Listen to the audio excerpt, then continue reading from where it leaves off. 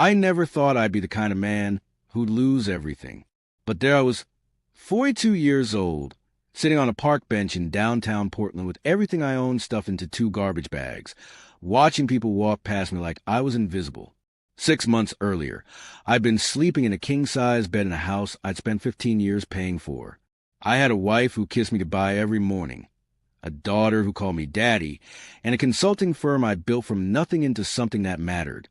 Now I had a bench, 2 bags, and the kind of emptiness that makes you wonder if you're even real anymore. If you're watching this from somewhere warm, somewhere safe, drop a comment and let me know where you are. Because I need you to understand, this story isn't just mine. It could be yours. It could be anyone's. And if you've ever felt like the world pulled the rug out from under you, if you've ever been so broken you couldn't see a way forward, then you need to hear what happened next.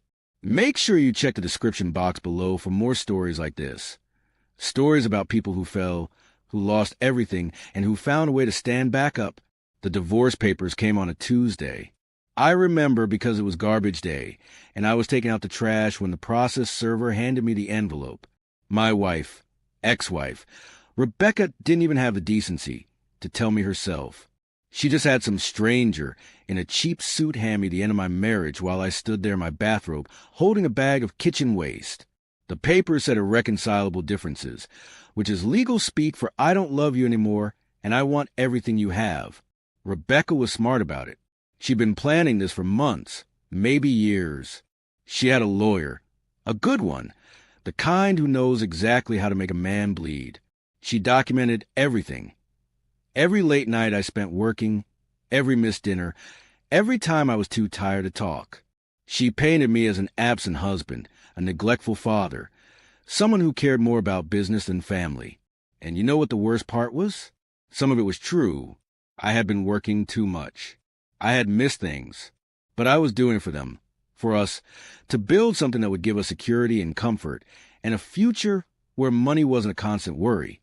The judge didn't care about that. The judge cared about the narrative Rebecca's lawyer spun, about the tears she cried on the stand, about the way she made it sound like I was some kind of monster who abandoned his family emotionally even while I was physically present. I got to see my daughter every other weekend. Rebecca got the house, the car, and 70% of everything else. My business partner, my supposed best friend David, sided with her during proceedings, testified that I'd been difficult to work with, unstable, unreliable. 6 weeks after the divorce was finalized, I found out why. Rebecca and David were together. They'd been together the whole time. That discovery nearly killed me. Not the divorce itself, but the betrayal behind it. The woman I'd loved for 18 years and the man I'd trusted for a decade had been planning my destruction while smiling to my face. Every dinner we'd had together, every business meeting, every time I confided in David about my marriage problems, he'd been sleeping with my wife. He'd been helping her build a case against me. And when it was all over, when I'd lost everything, they moved into my house together like I'd never existed. I tried to fight back through the legal system, but I was already broken. The divorce had drained my savings. The business was in David's name too, and he used technicalities and lawyer tricks to freeze me out completely.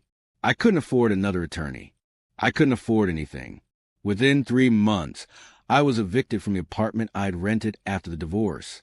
Within 4 months, I was sleeping in my car. By month 5, I'd sold the car to eat. And by month 6, I was on that bench with 2 garbage bags. Try to remember what it felt like to be human. The streets teach you things nobody wants to learn. They teach you that society's compassion is paper thin. They teach you that people look through you, not at you, when you're homeless. They teach you that hunger isn't just an empty stomach. It's a constant ache that rewires your brain, makes you think about nothing but food, makes you willing to compromise every dignity you have left just to stop the pain for a few hours. I stood in line at shelters. I ate at soup kitchens. I watched men who used to be something, teachers, contractors, veterans, shuffle through their days with dead eyes and bent shoulders, and I understood that I was becoming one of them. But something in me refused to go completely numb. Maybe it was anger. Maybe it was spite. Maybe it was just a stubborn part of my personality that had built a business from nothing and couldn't quite accept that this was how my story ended. I started spending my days at the public library, not just for the warmth in the bathroom, but because I could use the computers for free. I'd update my resume, send out applications, research anything that might give me a foothold back into the world I'd fallen out of. Most days, nothing came of it. Most days, I got rejection emails or no response at all. If you've ever been in that place where you're invisible, where you're trying and nothing works, you know what I'm talking about. You know that feeling of screaming into a void. And if you're feeling that way right now, I need you to hold on, because what happened next changed everything. But before I tell you that part, I need you to understand how dark it got, how close I came to giving up completely. It was a Wednesday in late October when I hit my lowest point. The rain had been coming down for 3 days straight, that cold Portland rain that soaks through everything and chills you to the bone. I couldn't get into the shelter that night. They were full.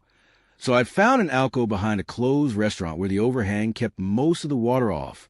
I sat there with my back against the brick wall, my garbage bags beside me, and I cried. Not the quiet, dignified kind of crying. The ugly kind. The kind where you can't breathe and your whole body shakes, and you make sounds you didn't know humans could make. I cried for my daughter, for the life I'd lost, for the man I used to be. I cried because I was so tired of fighting, so tired of being cold and hungry and invisible. And then my phone rang. I'd managed to keep my phone through everything. It was old, the screen was cracked, but I kept it charged at the library and paid for the cheapest plan I could find because it was my only connection to the possibility of something better. The number was unknown. I almost didn't answer, but something made me pick up. The voice on the other end was professional, female, slightly hurried. She said she was calling from Bridgeport Systems, a major tech infrastructure company based out of Seattle. She said they received my application for a senior consulting position. She said they reviewed my background, my experience from before everything fell apart, and they wanted me to come in for an interview. I sat there in that alcove with rain dripping off the overhang and stared at my phone like it was speaking a foreign language. An interview, a real interview, for a real job, at a real company. I almost told her the truth right then. Almost said I was homeless, that I didn't have interview clothes, that I hadn't slept in a real bed in months. But I didn't. I just said yes, I could make it to Seattle. Yes, Friday at 10 would work. She gave me the address and hung up, and I sat there in the rain, holding my phone, feeling something I hadn't felt in 6 months. Hope. Terrifying, painful, fragile hope. Getting to Seattle should have been impossible. I had $17 to my name, no car, no clean clothes, and no place to shower. But impossibility is different when you're desperate. Impossibility just means you have to work harder, think smarter, and be willing to do things you never imagined you'd do. I spent Thursday panhandling, something I'd avoided until then, because some part of me still clung to pride, and made enough for a Greyhound ticket. I found a relatively clean shirt in a donation bin outside a church. I used the sink in a gas station bathroom to wash up as best I could, scrubbing myself with paper towels and hand soap, while the attendant pounded on the door and threatened to call the cops. The bus ride to Seattle took 4 hours, and I spent every minute of it rehearsing what I'd say, trying to remember who I used to be. The consultant who could walk into a boardroom and command respect. The problem solver who could see solutions nobody else saw. The professional who made things happen. That person felt like a stranger, like someone I'd read about in a book. But I needed to become him again for just one morning. Just long enough to get through this interview.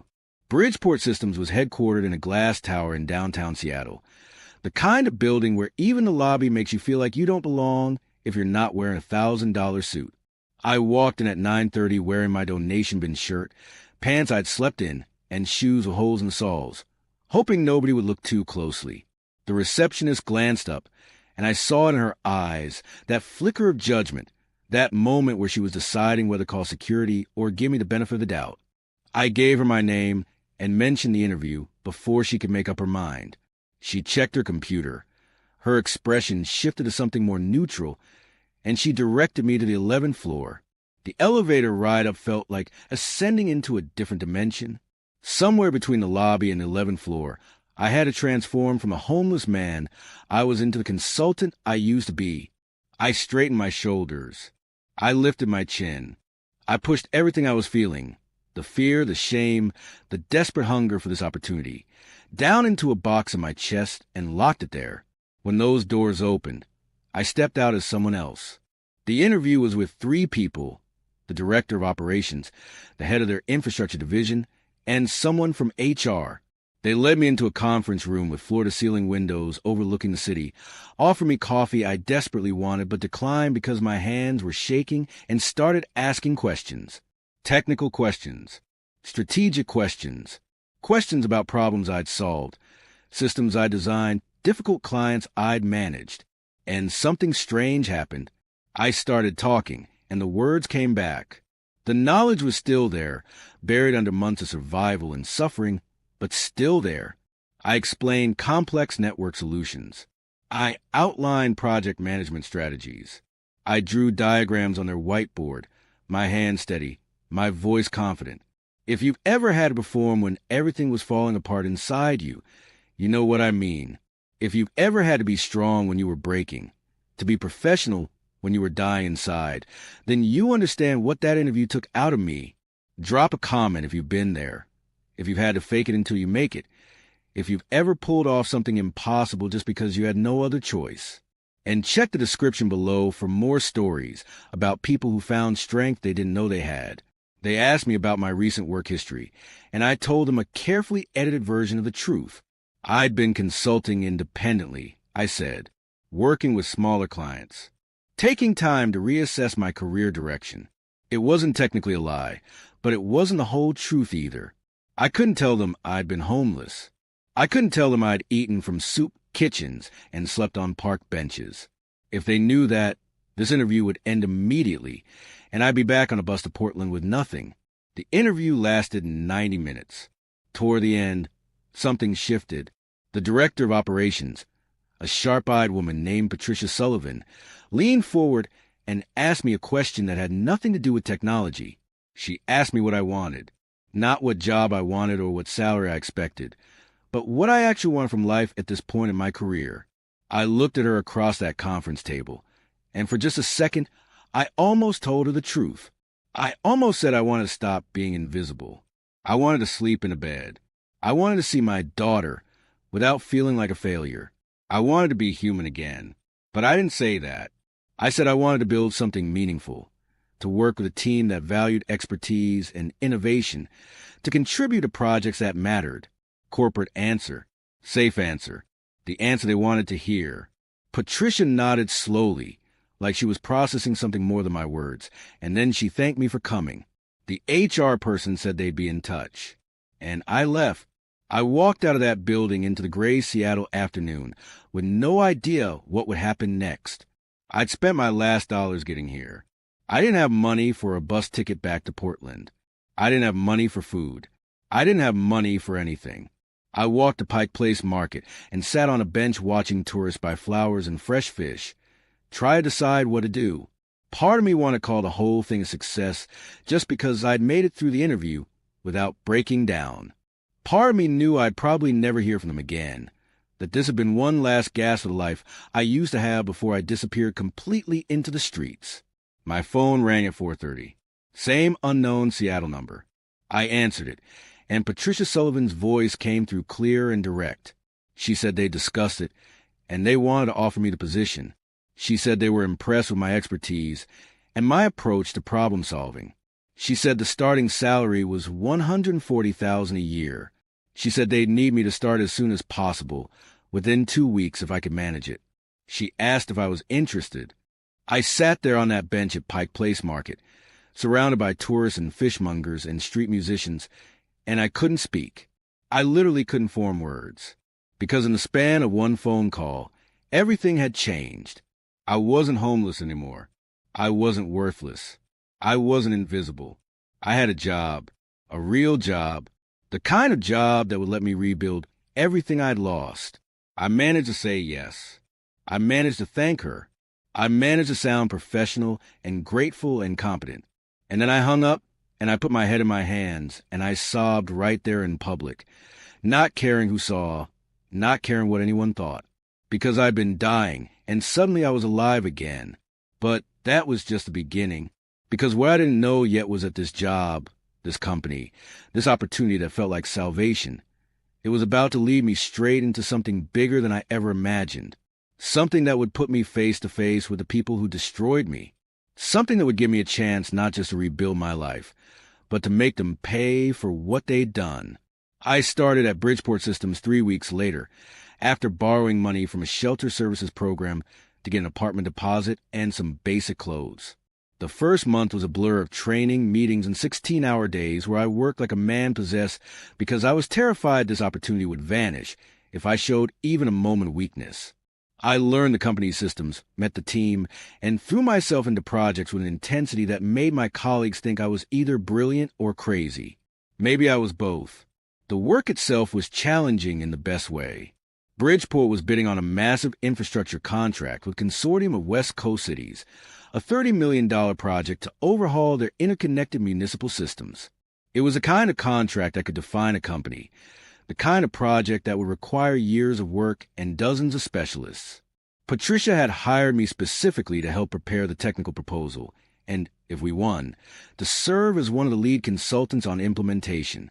It was high-pressure, high-visibility work, and I loved it. For the first time in almost a year, I felt like I mattered again. 3 months in, Patricia called me into her office and told me we'd made the shortlist for the contract.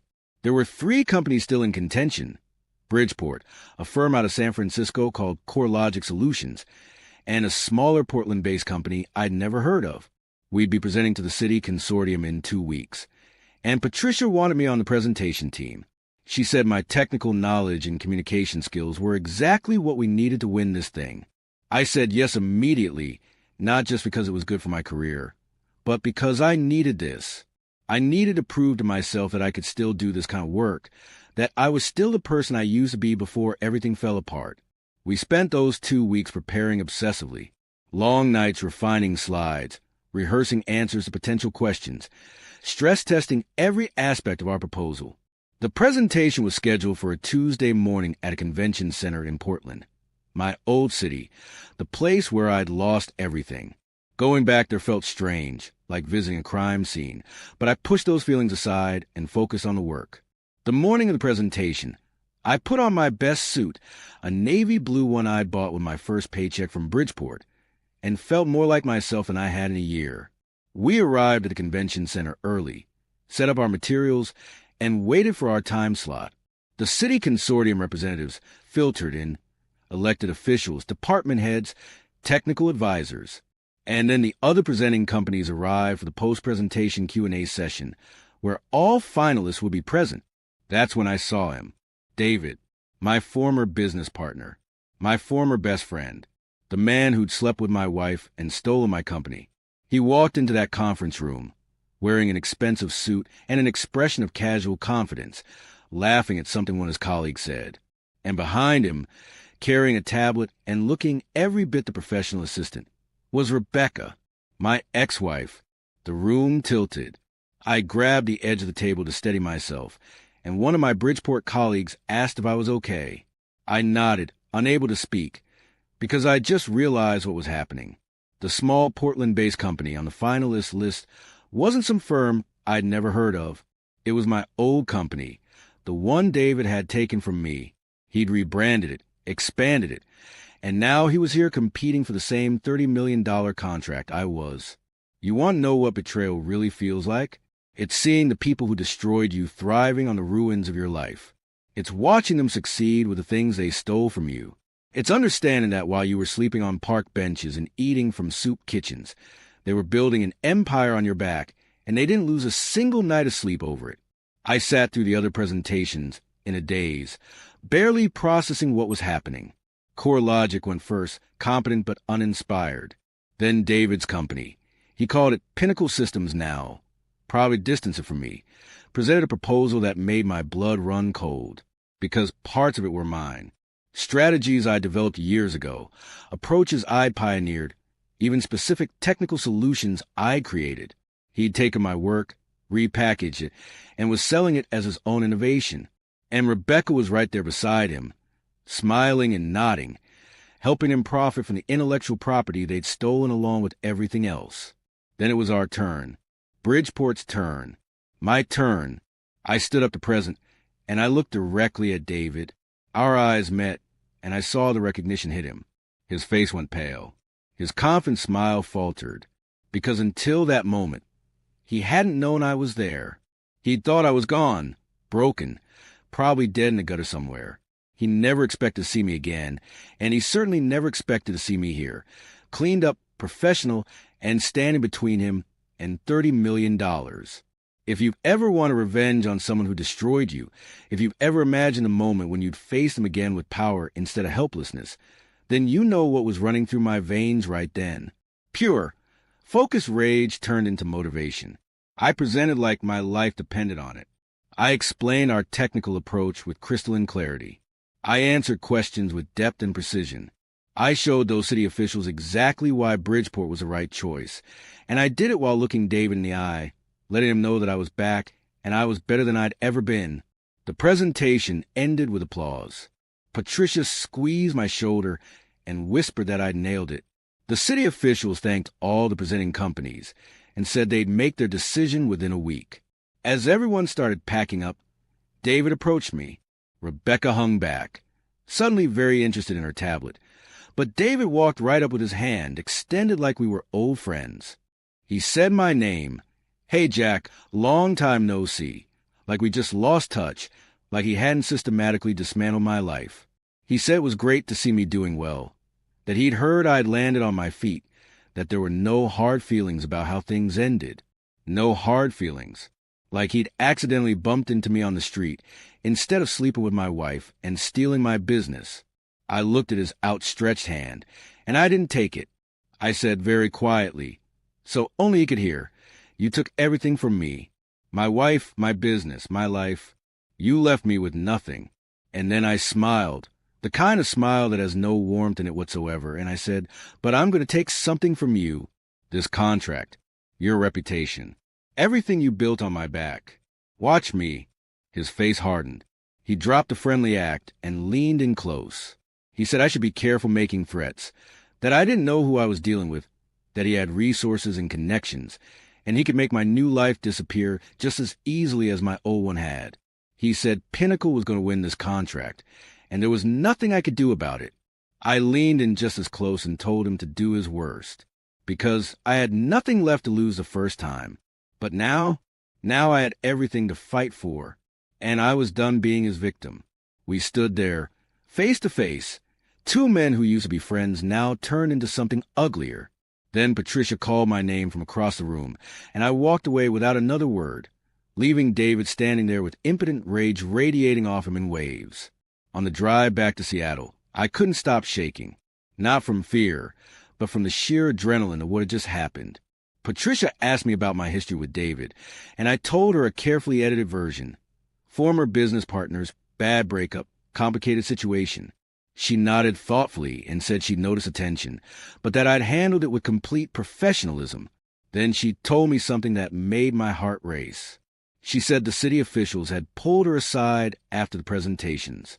They said Bridgeport's proposal was the strongest technically, but they had concerns about whether we had enough local knowledge and presence for a project this complex. Those concerns had been erased by my presentation. I was from Portland, I understood the region, and I demonstrated exactly the kind of expertise they needed. She said she was confident we'd win the contract, and that when we did, I'd be the lead consultant. $30 million. 3 to 5 years of work. My name on every deliverable. I sat in that car looking out the highway and realized something that made me feel more alive than I'd felt since before the divorce. I wasn't just getting revenge. I was getting justice. I was taking back what they'd stolen, not through violence or sabotage, but by being better than them, by outworking them, by proving that I was more than what they tried to reduce me to. Check the description below for more stories about people who turned their pain into power, who faced their demons and won. Because what happened next was the real battle. The city consortium announced their decision 8 days later. Bridgeport Systems had won the $30 million contract. I got the call from Patricia while I was in my apartment. My small, sparsely furnished apartment that felt like a palace compared to park benches and shelter beds. She was ecstatic. She said I'd been the deciding factor, that the city officials had specifically mentioned my presentation and expertise in their feedback. She said I was being promoted to senior principal consultant, that I'd be leading the technical implementation team, and that this contract was to transform both the company and my career. I thanked her. I celebrated appropriately. And then I hung up, and I stood in my apartment, and I felt something I hadn't let myself feel in over a year. Victory. Real, tangible victory over the people who tried to destroy me. David had lost. Rebecca had lost. I had won. Not just a contract, but something bigger. Proof that I was still here, still capable, still dangerous to anyone who underestimated me. But victory has consequences. The contract award was announced publicly the next day, with Bridgeport's name and mine specifically mentioned in the press release. By that afternoon, my phone was ringing. Unknown Portland number. I let it go to voicemail. It was David, his voice tight with barely controlled fury. He said I'd sabotage him, that I'd somehow poisoned Consortium against Pinnacle, that I'd stolen what should have been his contract.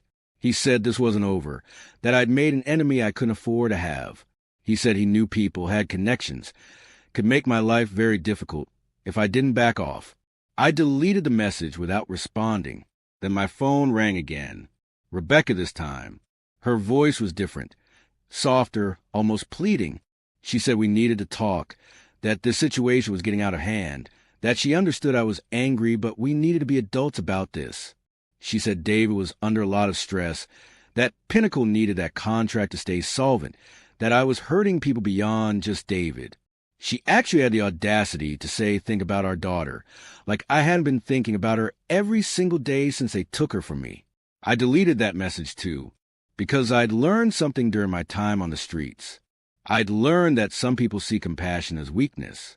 They see mercy as opportunity. And if you give them an inch, they'll take everything you have left.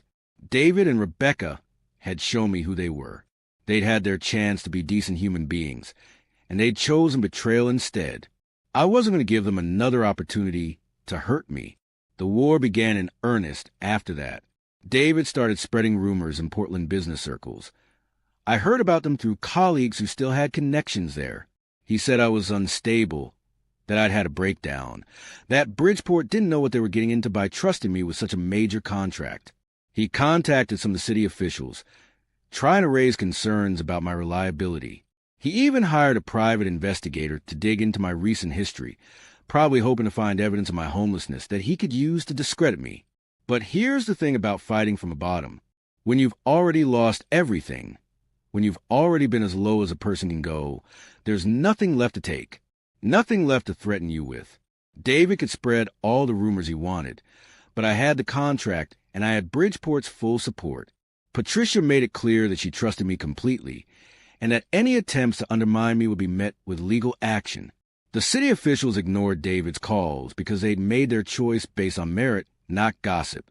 Meanwhile, I threw myself into the project with everything I had. I assembled a team of specialists. I created detailed implementation plans. I met with city department heads and technical staff, building relationships and demonstrating competence at every turn. And slowly, over weeks and months, something interesting started happening. I started hearing things. Because in any industry, word travels and people talk, especially when there's drama. I heard that Pinnacle Systems was struggling financially. Losing Consortium contract had put them in serious trouble because David had been counting on that money to cover some aggressive expansion moves he'd made. He'd taken on debt, hired people he couldn't afford, signed leases on new office space. Without the contract, he was overextended and vulnerable. I heard his investors were nervous, asking hard questions about the company's direction. I heard employees were starting to look for other opportunities. And I heard something else, something that made me realize the universe has a sense of irony. I heard that Rebecca had left him. The marriage that broke up mine had apparently fallen apart under the pressure of financial stress and David's increasingly erratic behavior. She'd moved out, filed for separation, and was living with her parents. Karma, it seemed, had a way of finding people. If you've ever watched someone who hurt you face consequences, you know it's complicated. Part of you feels vindicated. Part of you feels nothing.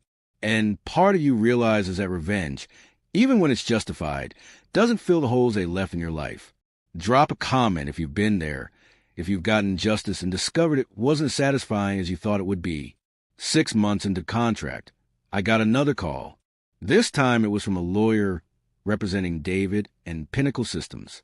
They were filing suit against me in Bridgeport, claiming I'd stolen proprietary information and trade secrets when I left the original company.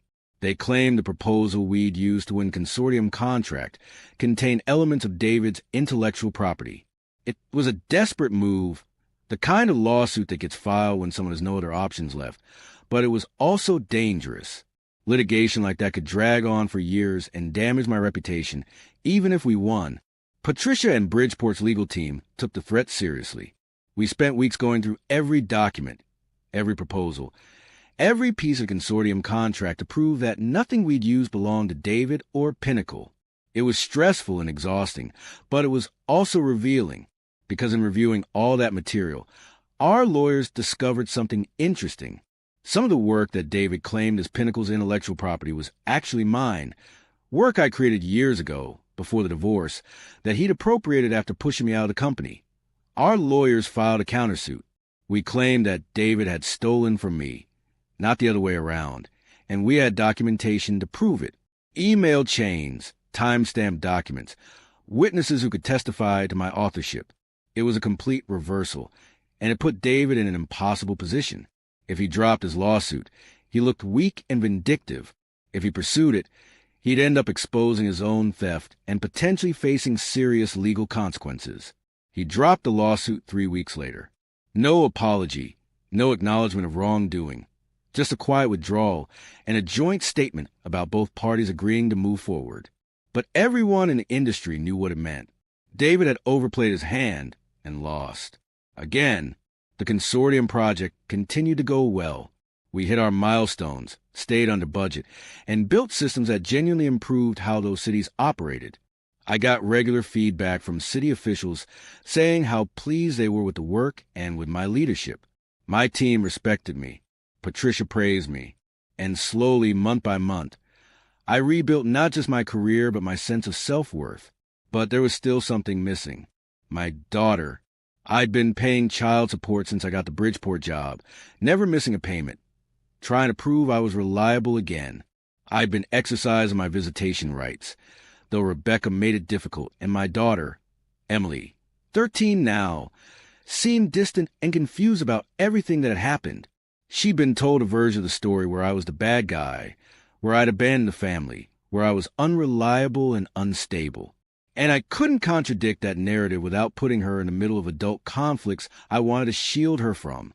8 months into the contract, Emily asked if she could stay with me for a week during her spring break.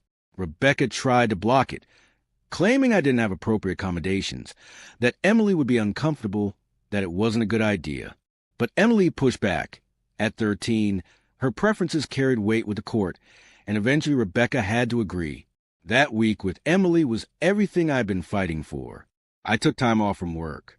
We went to the aquarium and the science center. We talked about her school and her friends and her interests. I cooked her favorite meals in my small apartment. And slowly, over the course of those 7 days, I saw her start to understand that maybe the story she'd been told wasn't complete. That maybe I wasn't the villain. That maybe I'd been fighting to get back to her all along. On the last night, she asked me what had really happened with me and her mom. I told her an age-appropriate version of the truth, that sometimes people grow apart, that the divorce hadn't been anyone's fault, that I'd gone through a really difficult time afterward, but I was doing better now. I didn't trash Rebecca. I didn't mention David. I just told her I loved her. I'd never stopped fighting for her, and I wanted to be in her life as much as she wanted me there. She hugged me before bed that night, and it was the first real hug she'd given me in over a year. And I realized that this connection with my daughter, this rebuilding of trust and love, this was what mattered more than any contract or any revenge or any victory over David and Rebecca. But the story wasn't over yet, Because sometimes life has one more twist waiting, and sometimes that twist changes everything. Year 2 of the consortium contract brought an unexpected development. One of the participating cities, a mid-sized municipality south of Portland, wanted to expand the scope of work to include additional systems we hadn't originally planned for. It was a significant opportunity. Another $8 million in revenue and 18 months of extended work. Patricia asked me to meet with her city manager and IT director to discuss the expansion, and I agreed without hesitation. Good client relationships were the foundation of consulting work, and this city had been particularly pleased with our progress. The meeting was scheduled for a Thursday afternoon at their city hall. I drove down from Seattle, prepared my materials, and walked into the conference room expecting a straightforward technical discussion. What I got instead was something I never saw coming. The city's IT director was a woman in her late 50s named Helen Bradford, and she'd been one of the technical advisors in the original contract evaluation. We'd worked together regularly over the past 18 months, and I respected her expertise and directness. But that day, after we discussed the expansion project and I'd answered her technical questions, she asked if we could talk off the record for a few minutes. I agreed, curious, and she closed the conference room door. She told me she knew my story. Not the sanitized professional version I'd presented during the contract bid, but the real story. She'd done her own research after some of the rumors David had spread reached her, and she'd pieced together what had actually happened to me. The divorce, the betrayal, the homelessness, everything. She said she'd kept that information confidential because it wasn't relevant to my ability to do the job, and I'd proven my competence beyond any doubt. But she wanted me to know that she knew, and that she respected the hell out of me for clawing my way back from that. I didn't know what to say. I'd worked so hard to keep those two parts of my life separate. The homeless man I'd been and professional consultant I was now, and having someone acknowledge both at once was disorienting. Helen must have seen the panic in my eyes because she quickly reassured me that my secret was safe, that she wasn't telling me this to threaten me, but to offer me something. Information. She said David had reached out to her about 6 months earlier, trying to plant doubts about me in Bridgeport, but she'd found his approach distasteful and had started asking around about him instead. What she discovered was a pattern. David had built pinnacle systems on a foundation of stolen work and burned relationships. I wasn't his first victim. I was just his most visible one. There were other former partners, other people he'd squeezed out and discredited. And now, with Pinnacle struggling financially, some of those people were starting to talk publicly. Helen handed me a folder. Inside were news articles, forum posts, and legal filings she collected. Stories about David's business practices, complaints from former employees, allegations of contract fraud on smaller projects. Nothing criminal enough to shut him down, but enough to paint a picture of someone whose success was built on exploitation and deception. She said she thought I should have this information, not for revenge, but so I'd know the full scope of who I'd been dealing with. I took that folder home and spent the weekend reading through it. Each page was another piece of a puzzle I'd only seen part of. David wasn't just a man who betrayed his friend. He was a serial opportunist who'd made a career out of using people and discarding them. And reading those stories, hearing those other voices, I felt something shift inside me. My anger toward him didn't disappear, but it transformed into something colder and more purposeful. This wasn't just about me anymore. This was about a pattern that needed to be broken. But I didn't act on that information immediately. I had a project to complete, a team to lead, and a daughter I was rebuilding a relationship with. Emily had started asking to spend more time with me. Weekends, holidays, even talking about potentially living with me part-time when she started high school. Rebecca had resisted at first, but Emily was getting older and more assertive about what she wanted, and eventually Rebecca had to compromise. Every moment I got with my daughter reminded me why I fought so hard to get here, and why staying focused on building something positive was more important than tearing down something negative. The consortium project concluded successfully in month 34, 2 months ahead of schedule and significantly under budget. The cities held a celebration event with speeches and awards and press coverage. Patricia spoke about Bridgeport's commitment to excellence. I spoke about the incredible team we'd built and the innovative solutions we'd implemented. And when it was over, When the reporters and officials had left, Helen Bradford pulled me aside one more time. She told me that Pinnacle Systems had filed for bankruptcy protection the week before. David had run out of runway. The investors had pulled their funding, and the company was being liquidated.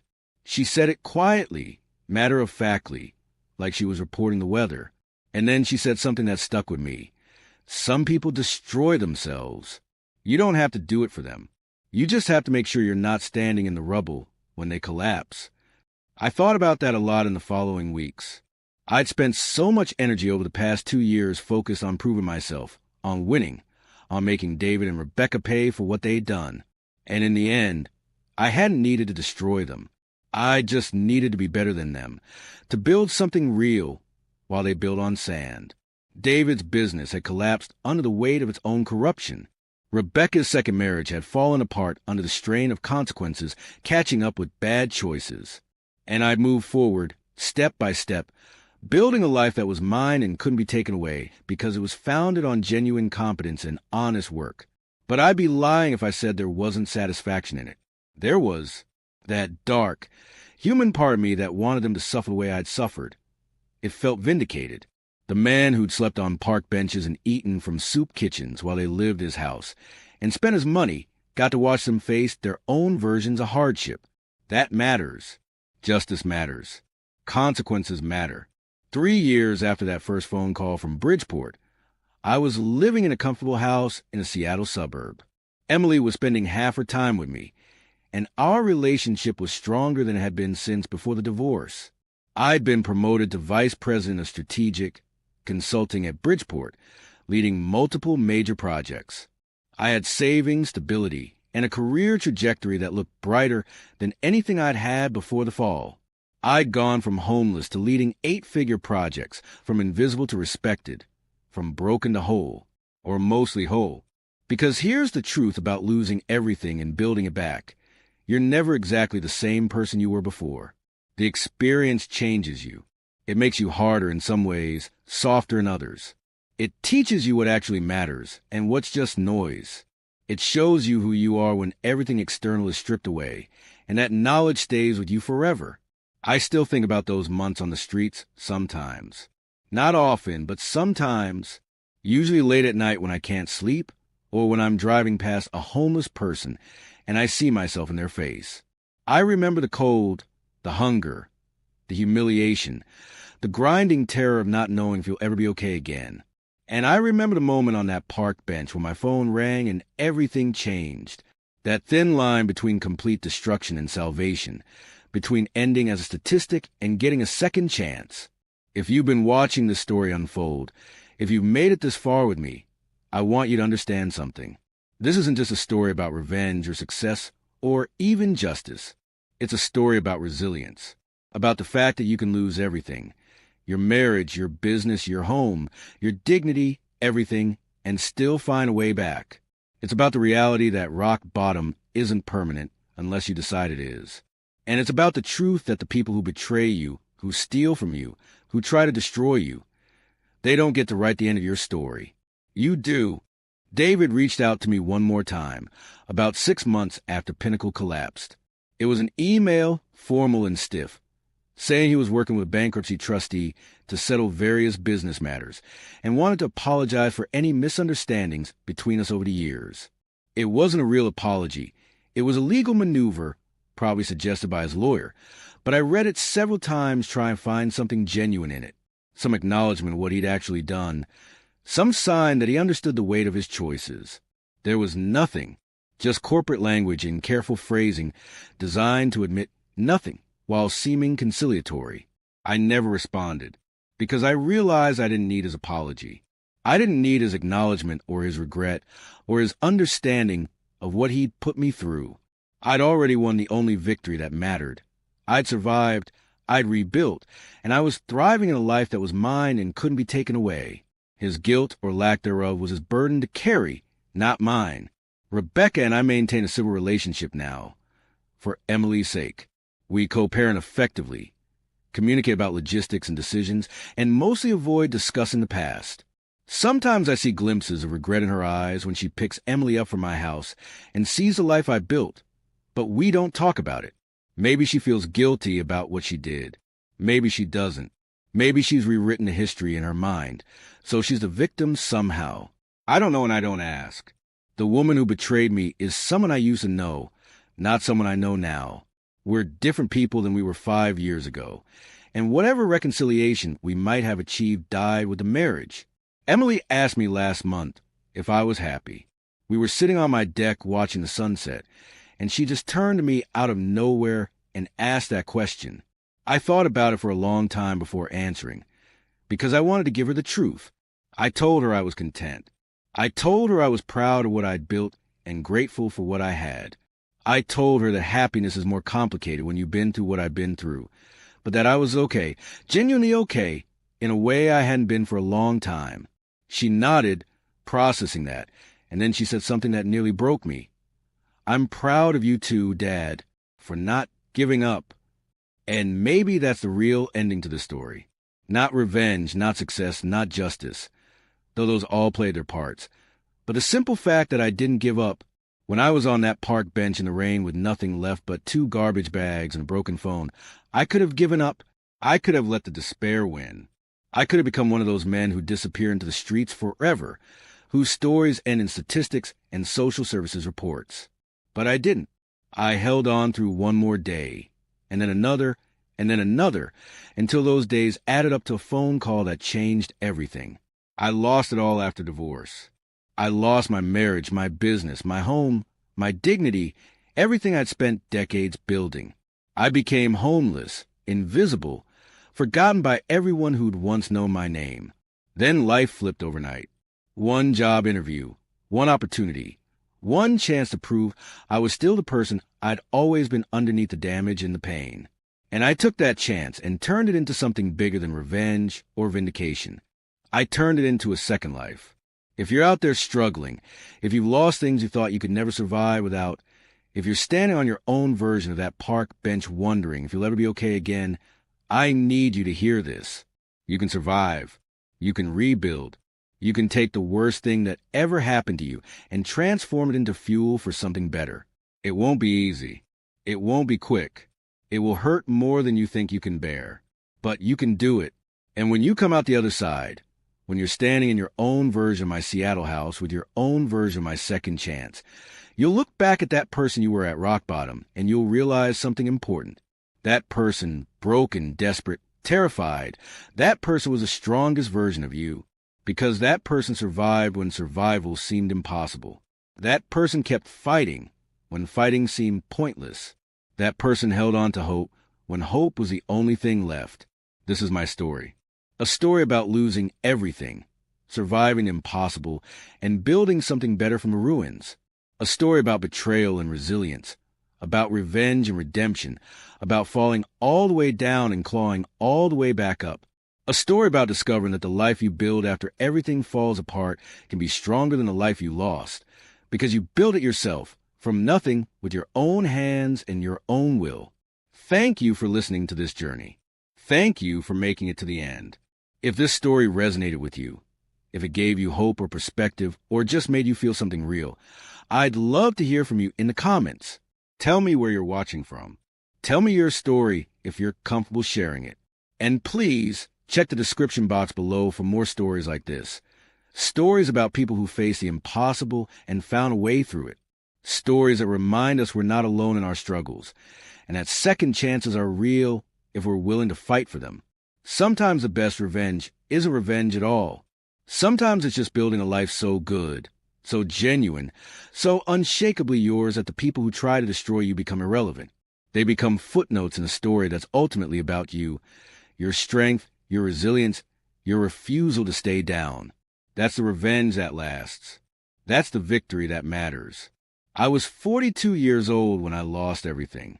I'm 47 now, and I have more than I've ever had. Not just money or career success, but perspective, gratitude for the small things, understanding of what actually matters, a relationship with my daughter that's real and deep and built on truth, and the knowledge that I can survive anything, because I already have. That's my story.